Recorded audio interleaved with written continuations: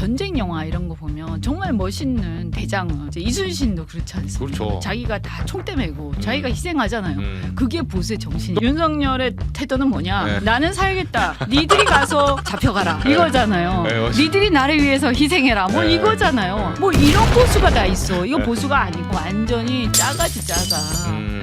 가짜 보수 기회주의자. 아, 저쪽에 이제 극우파가 결집하고 있고 지금 잘못하면 뭐 탄핵도 기각될 수 있다. 뭐 별말 다 나와요. 민주당 입장에서는 어떤 전략 좀 세워야 됩니까? 일단 첫째 탄핵이 기각될 가능성은 없다. 없다. 100% 없다. 걱정하지 마시라. 근거는 뭡니까? 네.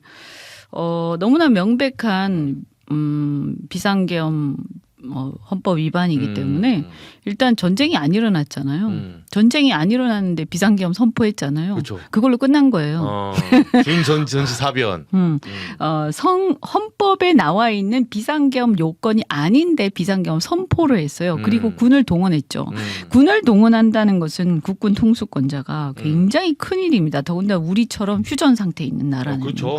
그래서 미국이 그렇게 민감하게 반응한 거거든요. 맞아요. 그래서 이거 군을 동원할 때는 반드시 우리는 연합사, 한미연합사에 또 통보를 하도록 돼 있고요. 그렇죠, 그렇죠. 상의를 하도록 돼 네. 있는데 그것도 안 했어요. 그죠? 이거는 정말 왜냐하면 우린 휴전 상태인데 군을 마음대로 동원한다? 그럼 만약에 그때 진짜 무슨 일이 생기면 어떡할 거예요? 맞아요. 북한이 도발했던. 네, 그럼 큰일 나는 거예요. 그러니까 정신 나간 거예요. 네. 그래서 그냥 끝난 거예요, 그걸로. 그냥 그걸로 끝난 거예요. 뭘 얘기할 무슨 거기서 무슨 국회에 와서 국회의원들을 체포하고 어쩌고 이런 거는 이제 그 후순위로서 이제 죄질이 되게 나쁘다. 그 다음에 이제 내란 범죄의 어떤 양태로서 굉장히 불순하다. 그쵸. 아주 이것은 용납해서는 안 된다. 아주 지독한 놈들이다. 큰일 날 폭력적인 뭐 이런 걸 해서 죄질이 나빠서 중형에 처해야 되는데 이런 얘기할 때 나오는 얘기고 그런데 굉장히 열심히 지금 변명하고 있잖아요. 왜 그러냐면 네. 제가 볼 때는 이 사실은 탄핵을 면하려고 그러는 건 아니에요. 그 이제 지지자들한테는 죄송한 얘기인데 윤석열 대통령 자신도 탄핵에 대해서는 이미 된다고 생각하고 있을 겁니다. 이거는 그래서 이제 파면된다. 네, 그래서 지금 헌재에서 다투는 걸 딱 보면 탄핵에 대해서 다투는 게 아니에요. 그거는 아까 제가 말씀드린 것처럼 탄핵 끝났어요. 네. 그래서 100% 되니까 그거는 신경 쓸 필요가 없고요. 네. 그래서 사람들이 전전긍긍하는데 제가 항상 얘기하거든요. 걱정하지 마라. 네, 걱정하지 마라. 그거 우리가 너무 큰 소리 칠 수는 없지만 그건 100% 된다. 그런데 이게 이제 여기서 내란에서 보면 국회의원을 이제 체포를 하라고 했다. 또는 발포를 하라고 했다. 이런 것들은 그 내란 우두머리의 범죄 죄질을 판단하는데 큰 사실관계죠. 그렇죠, 그렇죠. 네, 발포하라고 한 거랑 안 한 거랑 큰 차이가 있고요. 그렇죠, 그렇죠. 그다음에 또 군인들한테 본인이 직접 지시를 했느냐 안 했느냐하고도 큰 차이가 전화해가지고. 있어요. 그러니까 김용현이 했느냐 아니면 대통령은 위헌적인 계엄령 선포만 했느냐. 그래서 계엄령 선포만 한 게 아니라 대통령 일일이 군인들한테 지시까지 했다. 이러면 뭐가 되냐면 군사반란죄 수괴가 돼요. 이제 반란죄 수괴. 네, 근데 군사반란죄는 대통령 때는 대통령 재직 시에는 기소가 안 됩니다. 내란죄만 기소가 그쵸. 될 수 있기 네, 때문에 형사소추. 그래서 파면되면 군사반란죄 수사가 시작이 되고 그 군사반란죄 수괴에 대한 기소 여부가 결정이 되거든요. 지금 그거 안 하려고 지금 그러는 거죠. 왜 그러냐면 군사반란죄가 내란죄보다 더 강합니다. 처벌이. 형량이요? 네. 사형밖에 없습니다. 이건 무기징역도 없습니다. 네. 물론 감형이나 이런 게 제가 자세하게 제가 법원에서 어떻게 하는지 모르지만 그것을 법원에서 이렇게 감면할 수 있겠죠. 하는데 일단 법정형이 제일 강하기 때문에 그런 게 있는 거죠. 그렇죠. 제 생각입니다. 제가 생각할 그렇죠, 때는 그렇죠. 헌재에서 변론하는 걸 보니까 지금 탄핵에 대한 변론을 하는 게 아니라 형사재판에 대한 변론을 하고 있구나. 왜냐면 이게 다 거기서 쓰일 테니까. 그죠? 네. 그리고 그것을 사람들한테 또 대중들한테 자기가 그렇게까지 심각한 그건 아니었다라는 것을 자기가 이 분명히 탄핵당할 만한 어떤 위헌적인 건 했지만 제가 그 죽을 죄를 지은 것은 아니다라는 것을 강조를 하려고 하는 것 같다. 여론에 신경을 쓰는 것 같다. 두 가지인 것 같아요.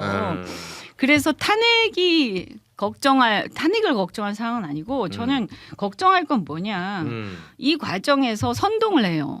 아, 그렇죠. 네. 그 우파들. 체포를 면하고 이렇게 하는 과정에서 선동을 막 하는데 이 선동이 그냥 자신을 변명하고 이런 수준에 그치는 게 아니라 굉장히 폭력적이에요.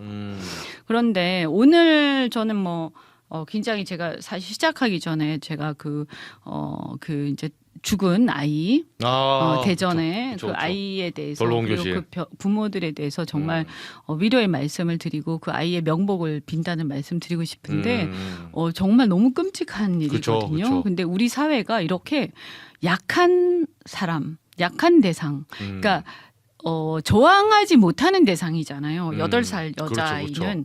그래서 어리고 젊고 여성이고 이런 대상을 상대로 하는 테러 내지는 어떤 묻지마 폭력, 묻지마 살인 이런 게 난무한다 지금 큰일이다. 얼마 전에 순천에서 한 몇 달 전에 있었잖아요. 어떤 약간 그 사이코패스 같은 남자가 그죠 묻지마 살인한 적이 있죠. 맞아요. 그 고등학생 네. 아빠 약 사러 갔다 오는 맞아요. 정말 그 아빠가 아파서 아버지 약을 사러 갔다 오는 여고생이었어요. 맞아요.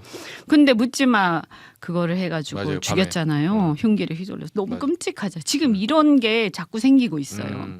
저는 이렇게 우리가 그 사람이 무슨 이유에서 했든 아니면 어떤 정신적 질환을 앓고 있든 어떻든 간에 절대로 용서해서는 안 된다. 뭐냐면 폭력적 행위, 상대에 피해를 끼치는 행위, 그 다음에 어떤 기물을 파손하는 행위, 이런 폭력적 폭동, 난동 이런 거는 아주 엄격하게 처벌하는 사회로 저는 좀 전환할 필요가 있다고 생각해요. 지금까지 너무 관용을 베풀어 왔어요. 저는 아주 심하게 처벌해야 된다. 그리고 무슨 사정 봐줄 필요 없다. 선량한 국민을 보호하는 게 훨씬 더 중요합니다. 술 그렇지 마셨다. 않습니까? 중간에 뭐 했다. 그것도 문제죠. 그죠? 그리고 설사 그렇게 해서 만약에 정신적으로 문제가 있어서 처벌할 수 있는 책임이 인정이 안 된다 하더라도 사회랑 격리해야 돼요. 그렇잖아요.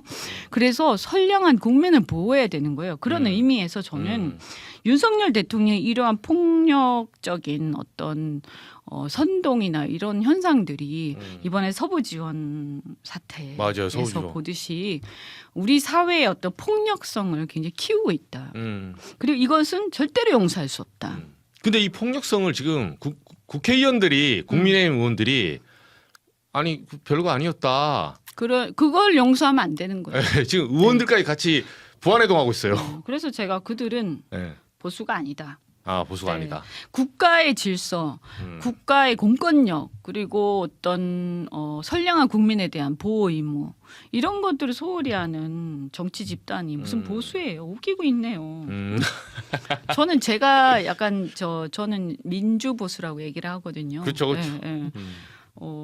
이 공동체에 대한 책임이 확고해야 되거든요. 보수는 다른 어떤 걸 떠나서요. 이런 건 용서하면 안 되는 거예요. 맞아요. 그리고 이거는 솔직히 어떤 진영을 떠나서 서부 지원뿐만이 아니라 어떤 사건이든 저는 절대로 폭력적인 것은 입이 10개라도 할 말이 없다고 생각을 합니다. 절대로 엄격하게 다 처벌해야 됩니다. 경리하고. 의원님이 진짜 제가 마지막으로 말씀드리면 이제 정말 어떻게 보면 제가 봤을 때는 순도 100% 보수라고 느끼는 거는 소위 말해서 여성 의원들도 잘 안 나오고 최상병 저희 서울역에서 자주 봤잖아요. 네. 아니 서울역에서 네. 앞에서 2시부터 5시까지 집회하고 또 시청으로 네. 오셔가지고 네. 길바닥에서 네. 저희가 또 그런 인고의 세월을 보내지 않습니까? 여름부터. 맞아요. 네. 윤석열한테 잡혀갈 뻔했어요. 계엄 때. 최병 때. 네, 근데 그러니까. 제가 최혜병 사건 때도 진짜 저는 이제 집중 취재 많이 했는데 네. 놀랐습니다, 진짜로. 왜냐하면 솔직히 말해서 남성 의원들은 많이 와요. 왜냐면 네. 이제 다 군대도 갔다 오고 네. 이미지가 좀 그렇잖아요. 네. 군인 많은데 여성 의원들이 거의 안 오거든요.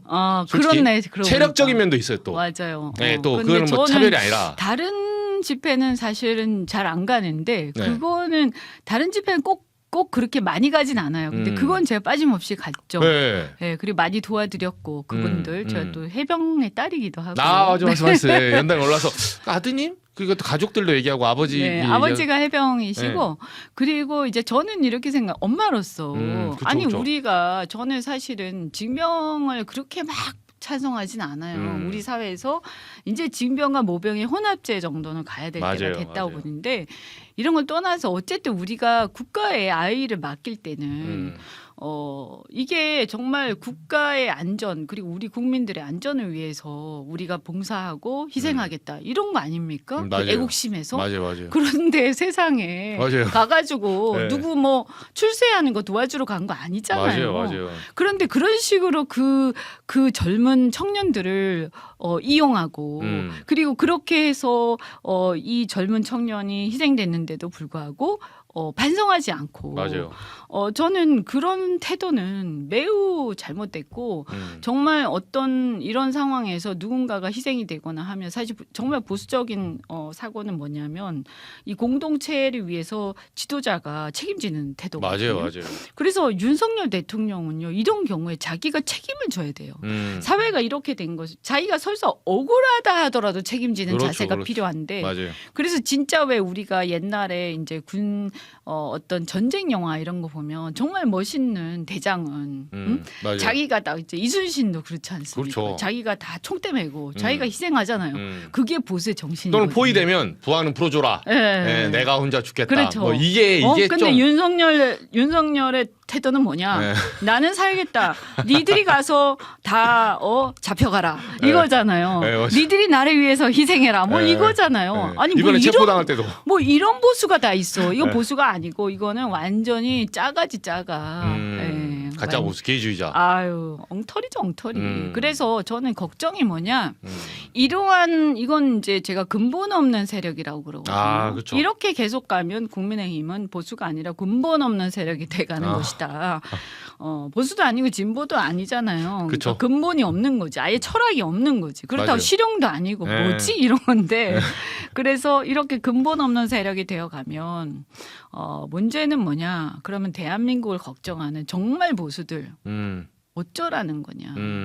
진짜 보수들. 네, 어쩌라는 거냐? 누굴 믿고 누굴 음. 믿고 이 나라를 걱정하고 있을 것이냐라고 했을 때 그래서 제가 이재명 대표께 말씀드린 게 바로 그거예요. 대한민국의 수많은 정말 이 건강한 보수들이 갈 곳을 잃고 마음 둘 곳이 없다.